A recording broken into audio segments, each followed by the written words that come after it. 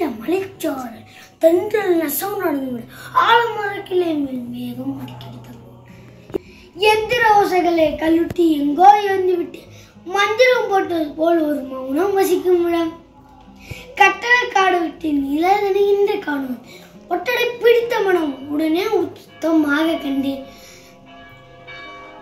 வானம் குனிவதையும் மண்ணை வளைந்து தொடுவதையும் காணும் பொழுதெல்லாம் ஒரு ஞானம் வளர்த்திருந்தேன். வெவ்வேறு காட்சிகளால் இதயம் விரிவு செய்தன. ஒவ்வொரு மணித்துளிக்காய் என் உயிரில் வரவு வைத்தன. சொந்த சிறகுகளில் மாலை சுருட்டி எடுத்துக்கொள்ளும் இந்த குருவி இன மனிதன் எங்கு நனம் உயர்ந்து விட்டான். கீச்சு கீச் சென்றது என்னை, கீச்சு கீச் சென்றது என்னை கிட்டவா வென்றது, பேச்சு மொழின்ற என்ன பிரியுமே என்றது. அறிவுக்கு விரிவு செய்ய மனிதன் 1000 மொழி காண்பின, குருவிக்கு விட இருக்க ஒரு குறுமொழி கண்டதுண்ட.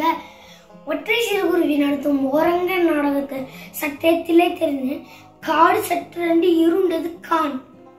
மேகம் படைத்திருட்டி வானை மிரட்டி பிடித்தது கான். வேக சுழற் காற்று என்னை விரட்டி அடித்தது கான்.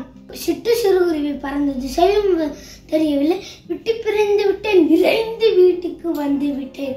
வானம் தாழ்த்திருந்து இந்த மண்ணில் வீழ்தென்ன, காணும் திசையெல்லாம் மலையில் கரைந்து போனதென்ன. மின்னல் பறிக்குதென்று சாரல் வீட்டில் தெரிக்குதென்று ஜன்னலை அடித்து வைத்தால் மனை தலையும் தோட்டினாள். இந்த சிறுகுருவி இப்போது அலைந்து துயரப்படுமே, இந்த மலை சுமந்து அதன் இயற்கை வலித்திடுமே. காட்டு மலை குருவி போர்த்தாக கம்பளி எதுவுமில்லை, ஓட்டை வான்மறைக்க அதன் உயர கூரை இல்லை. கூட சிறு குதிரை இலை குடைக்கில் ஒதுங்கிடே, தேட தேடென்று இடம் தேடி அலைந்திடுமே.